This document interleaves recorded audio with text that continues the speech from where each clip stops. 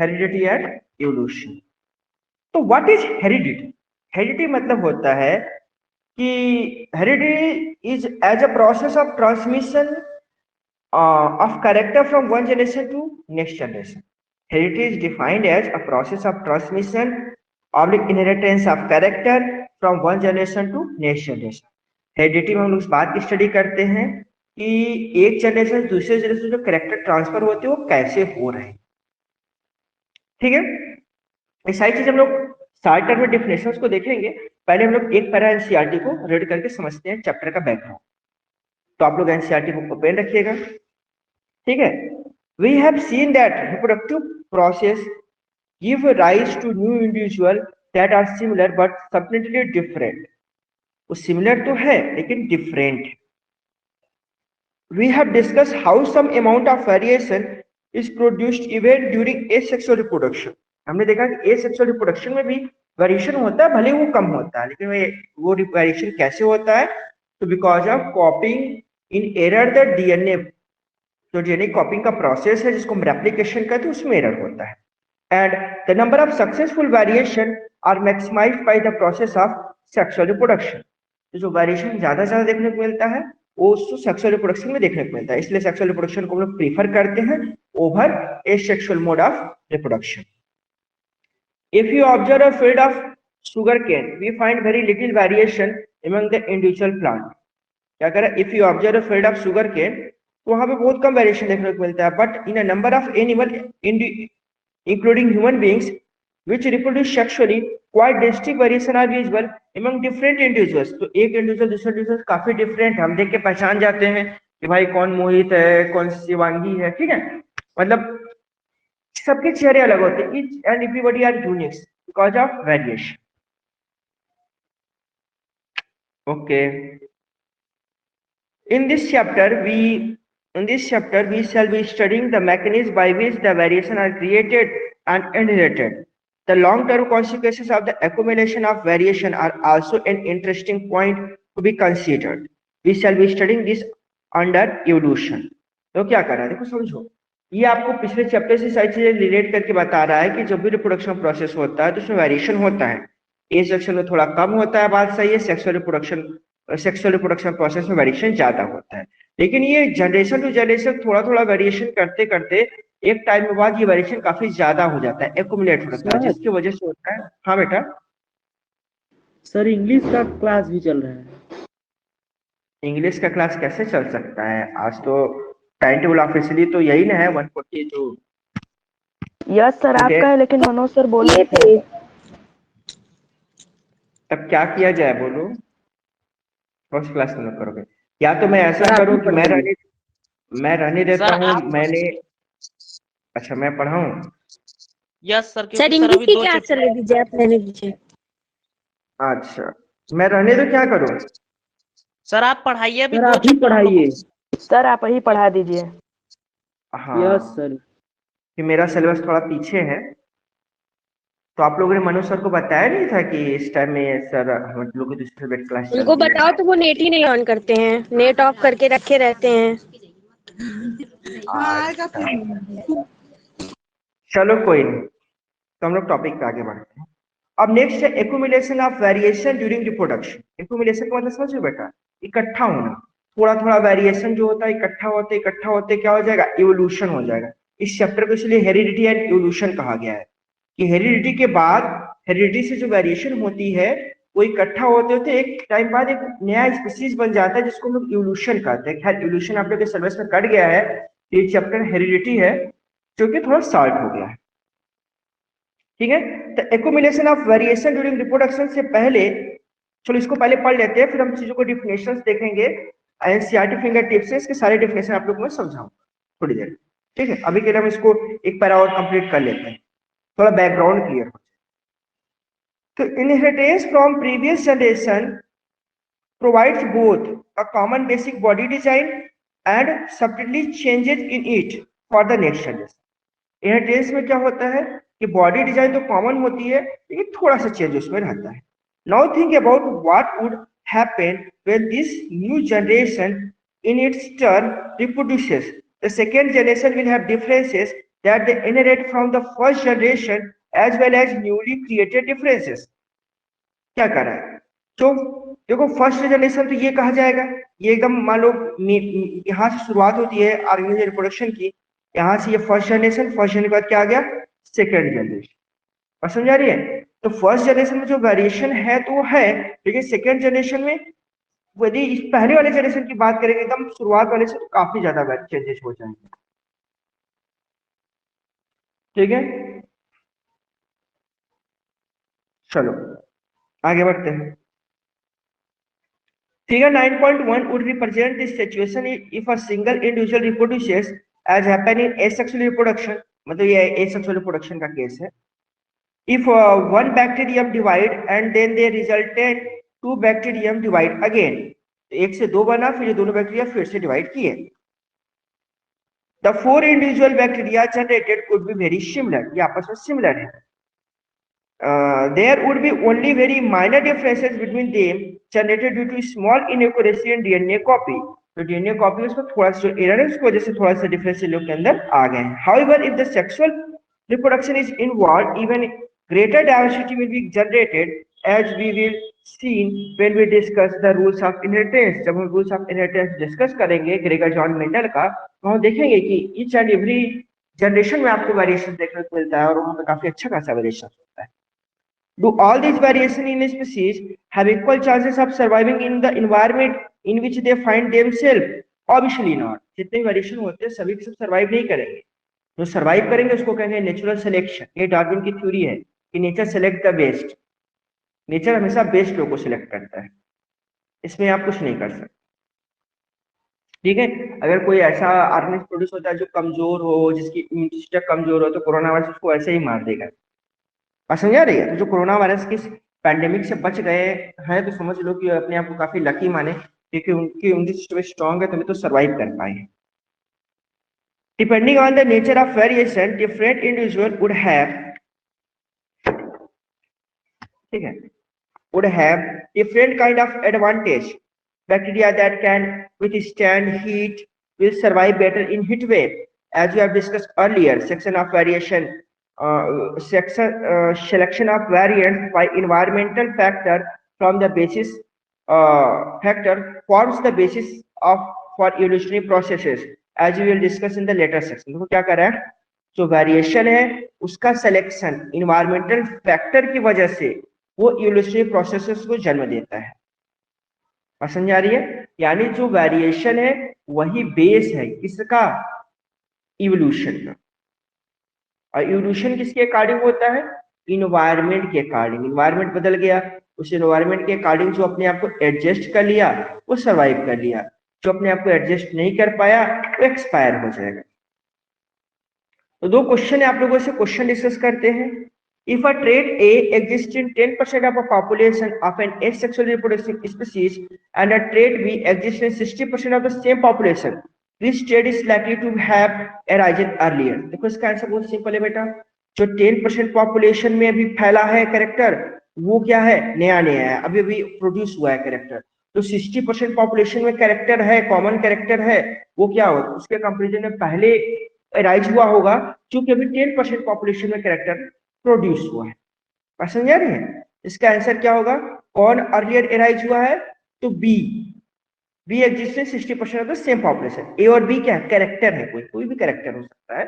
ठीक है, तो बी जो ज्यादा से ज्यादा पॉपुलेशन में एग्जिस्ट कर रहा है वो ज्यादा पुराना कैरेक्टर है। जो ए है अभी अभी कुछ पॉपुलेशन में दिख रहा है, काफी लोग में नहीं दिख रहा है, वो नया नया कैरेक्टर है। नेक्स्ट क्वेश्चन है, how does the creation of variation in A species promote survival? इसका आंसर बेटा हम लोग लास्ट क्लास में देखे थे। अगर ये वेरिएशन होगा तो स्पीशीज सर्वाइव करेगा। जैसे कि ये वही हीट वेव का कॉन्सेप्ट था कि अचानक से पॉन्ड का वाटर का टेम्परेचर राइज हो गया तो होगा क्या? पॉन्ड का टेम्परेचर का वाटर राइज हो जाएगा तो बैक्टीरिया मर जाएंगे जो टेम्परेचर को टॉलरेट नहीं कर पाएंगे। लेकिन कोई बैक्टीरिया ऐसा उसमें वेरिएंट आएगा या हो सकता है हो जो कि उस टेम्परेचर को टॉलरेट कर सके और वो सर्वाइव करके अपने चीज को एक्सपायर होने से बचा ले। ठीक है, अब हम लोग बात करते हैं हेरिडिटी। ठीक है, तो हेरिडिटी पढ़ने से पहले हम लोग आते हैं थोड़े से शार्ट डेफिनेशन से।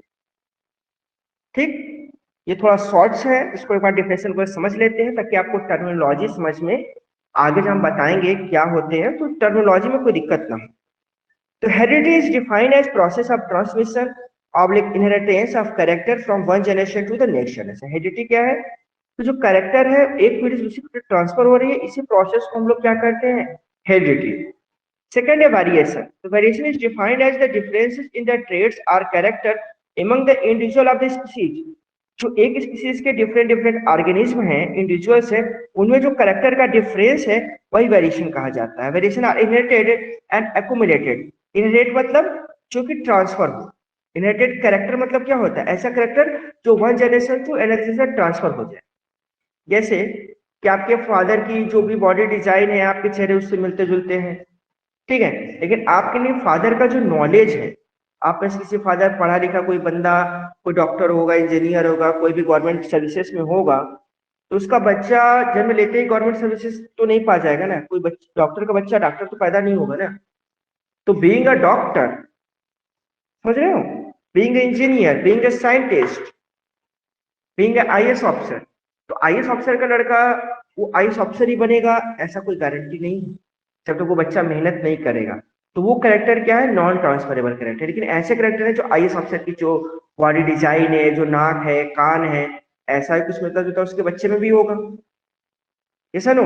तो इनहेरिटेड कैरेक्टर कहा जाएगा जो कि विरासत में मिली होती है। जैसे कि आपको आपके पेरेंट्स की प्रॉपर्टी फ्री में मिल जाएगी, उसको कहते हैं विरासत। आपने उसको पाने के लिए मेहनत नहीं किया, तो आपकी जो बॉडी डिजाइन है वो भी आपको अपने पेरेंट्स से ही मिली है और उसे कहते हैं विरासत में मिली है। इनहेरिटेड कैरेक्टर है। कुछ कैरेक्टर जो आप लोग गेन करोगे, आप लोग पढ़ लिख करके बड़े आदमी बन जाओगे, ठीक है, भले किसी के फादर फार्मर हो, ठीक है, तो भी मेहनत करके बच्चा क्या करेगा? कल को आईएएस ऑफिसर बन सकता है। आप लोग ऐसे बहुत सी न्यूज सुने होंगे, एक रिक्शा चालक का बच्चा आईएएस ऑफिसर बन सकता है। मतलब आईएएस का जो एग्जाम है इतना उसका क्रेज है, जहां बहुत ज्यादा hard work smart work demanded है, लेकिन वहां कोई भी बन सकता है। वहां पे वो आपका पैसा सोर्स काम नहीं आएगा, वहां आपका मेहनत ही काम आएगा। तो वो सब क्या है? वो नॉन ट्रांसफरेबल कैरेक्टर है। जैसे कुछ कैरेक्टर मैं आपको बताऊं, कुछ बच्चों के देखो ईयर लोग अटैच होते हैं, कुछ लोग के डिटैच होते हैं। कुछ फिगर में देखो, ठीक है, ए वाला डिटैच्ड है, फ्री है, और बी वाला अटैच्ड है। तो आप लोग अपने कान को चेक करो और बताओ कि भाई ईयर लोब अटैच है कि डिटैच्ड है। और फिर आप चेक करोगे कि आपके फादर की भी ईयर लोब अटैच्ड है या मदर के अटैच है, डिटैच्ड है, क्या केस है भाई? ऐसा नो। ये क्या है? ये जेनेटिक कैरेक्टर है। कुछ लोग के जो थंब होते हैं वो स्ट्रेट होते हैं, तो मेरा थंब स्ट्रेट है बेटा, ठीक है। कुछ लोग के यहाँ पे टिल्ट होते हैं, कर्व होते हैं, ऐसे मुड़ जाता है, ये भी क्या जेनेटिक कैरेक्टर है। जो हमारे स्किन के कलर हैं ये भी जेनेटिक है। भले कंपनियां प्रचार करती हैं काले लोग को गोरा बनाने का, ये सब क्या है?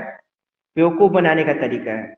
जो भी ब्यूटी होती है वो नेचुरल ब्यूटी होनी चाहिए, वो skin colour that does not important. Clear? ये सारी चीजें क्या है? जेनेटिक होती है। आंखों का कलर जो पीपल होता है, किसी का ब्लैक होता है, किसी का ब्लू, किसी का ब्राउन हो सकता है। ये सब के सब क्या है? जेनेटिक होते हैं। किसी के हेयर कर्ली होते हैं, किसी के हेयर प्लेन होते हैं, ये कैरेक्टर क्या है? जेनेटिक है। कोई बचपन में काफी तेजी ग्रो करता है, कोई लंबा होता है नेचुरली जेनेटिकली, कोई नहीं हो पाता है। भले न्यूट्रिशन सबको इक्वल अमाउंट में मिले, यस नो। ये सारे कैरेक्टर क्या है बच्चों? जेनेटिक है। तो जेनेटिक्स क्या है? Genetics is defined as the branch of science which deal with the study of heredity and variation.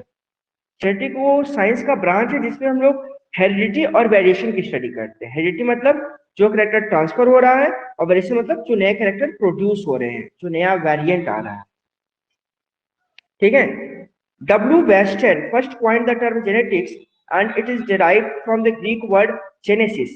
Genetics कहाँ से आया है? जेनेसिस से आया है, W. वेस्टन ने दिया था। वैसे फादर ऑफ जेनेटिक्स हम लोग कहेंगे ग्रेगर जॉन मेंडल को, जिनके बारे में हम लोग आगे पढ़ेंगे, ठीक है। Variation are generated due to change in the environmental factor and due to reproduction. Variation दो वजह से होता है, एक इन्वायरमेंटल फैक्टर बदल जाए और दूसरा रिप्रोडक्शन का जो वे है, सेक्सुअल रिप्रोडक्शन है, उसमें थोड़ा थोड़ा वेरिएशन तो होता रहता है। All the variation in a species do not have equal chance for survival in the environment in which they find themselves। तो सभी सरवाइव नहीं कर पाएंगे, जो सरवाइव करेंगे वो आगे बढ़ेंगे। Heredity variation may involve in the change in the genotype of organism or sudden random change in the genetic material of a cell can alter the appearance of our behavior from the normal. This change is called maturation and can be heritable. अच्छा mutation, sorry mutation not maturation. अचानक से अगर कोई character नया appear हो जाता है, अचानक से कोई चीज चेंजेस आते हैं तो उसको म्यूटेशन बोलते हैं। Sudden change, mutation means sudden change. तो उसको बोलते कुछ लोग म्यूटेंट हैं या उनके अंदर कुछ स्पेशल है या कुछ स्पेशल नहीं है। तो अचानक से कुछ वेरिएशन आता है उसको म्यूटेंट बोलते हैं या म्यूटेशन बोलते हैं। जिसके अंदर म्यूटेशन होता है उसको म्यूटेंट कहते हैं। क्लियर? सडन चेंज का क्या मतलब है? सडन चेंज मतलब अचानक से, जैसे कि लोगों की आंखों की पिपल कलर क्या पॉसिबल केसेस होते हैं, काला होता है, भूरा होता है, नीला होता है, यही सुने होंगे।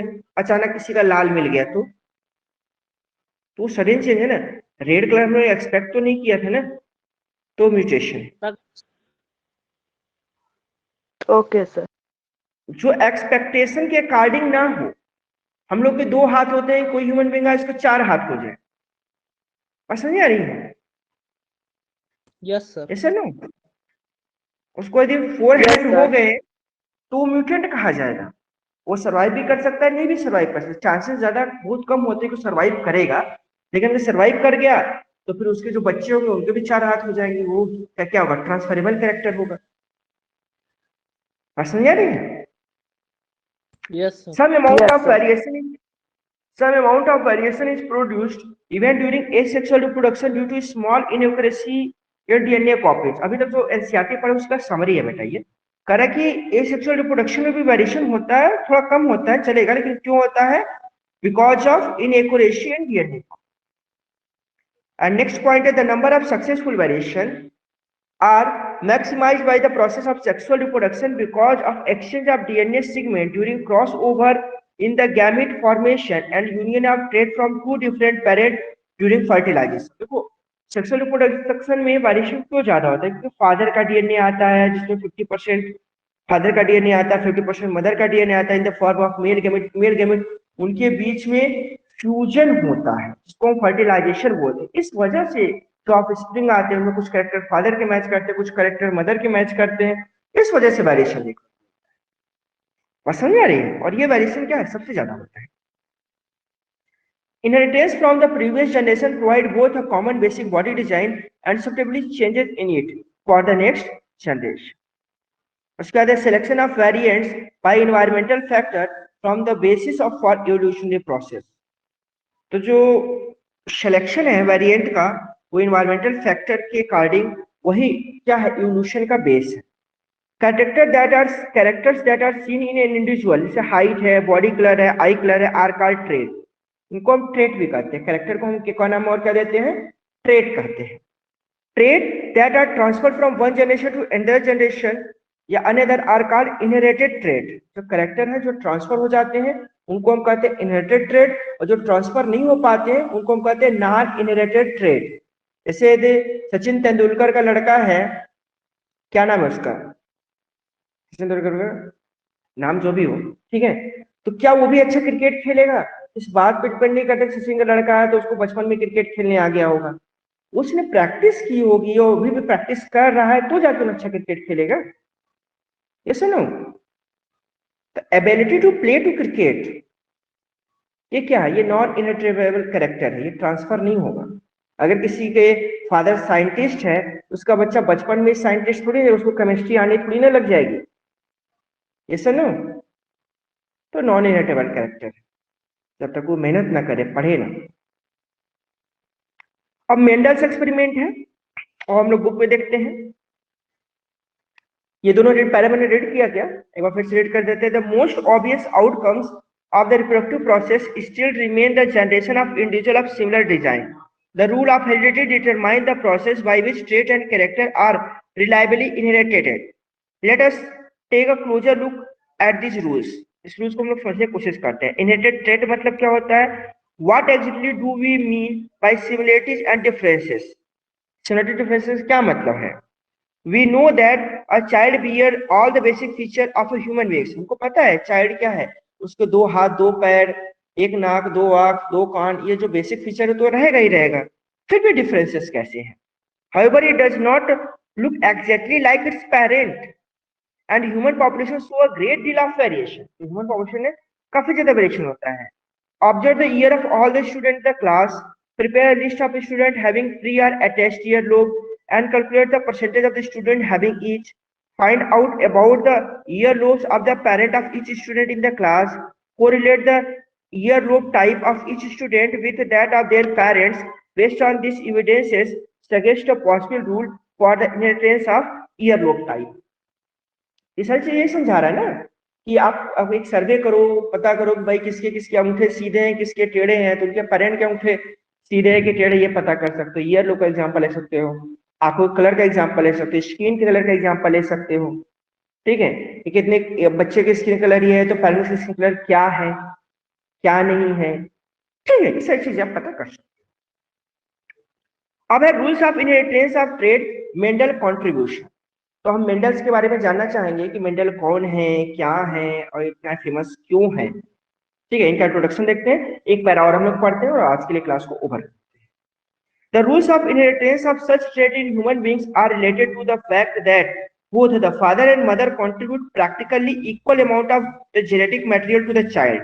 जो चाइल्ड होता है उसके अंदर जो जेनेटिक मटेरियल होता है फादर और मदर का 50-50% इक्वल कंट्रीब्यूशन रहता है. ऐसा नहीं कि फादर कंट्रीब्यूशन ज्यादा हो गया, फादर का डीएनए 60% या 70% चला गया, मदर का 30 या 40 हो गया, या मदर का 60-70% कहते चला गया, फादर का 30 या 40. ऐसा नहीं है. जो डीएनए का ट्रांसफरिंग है वो क्या है, इक्वल अमाउंट होता है फादर और मदर का, मतलब 50-50 का ratio. This means that each trait can be influenced by both paternal and maternal DNA. तो जो भी कैरेक्टर होगा वो दोनों डीएनए के द्वारा कंट्रोल्ड होगा. पैटर्नल मतलब फादर, मैटरनल मतलब मदर का DNA. Thus for each trait there will be two version in the each child. एक कैरेक्टर का दो वर्जन होगा. इसलिए मेंडल ने कहा कि एक कैरेक्टर को दो फैक्टर रिस्पॉन्सिबल होते हैं. एक कैरेक्टर क्या होते हैं, दो फैक्टर होते हैं.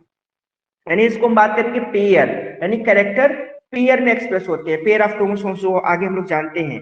What will then the trait seen in the child be. तो चाइल्ड में कौन से कैरेक्टर आएंगे, क्या 50-50% ही कैरेक्टर चाइल्ड में ट्रांसफर होंगे, या कि 50% डीएनए फादर का 50% डीएनए मदर का बच्चे के अंदर आता है, क्या बच्चे के अंदर जो कैरेक्टर है वो 50-50% ही फादर और मदर से आएंगे, यस और नो, यस और नो, रिप्लाई मी.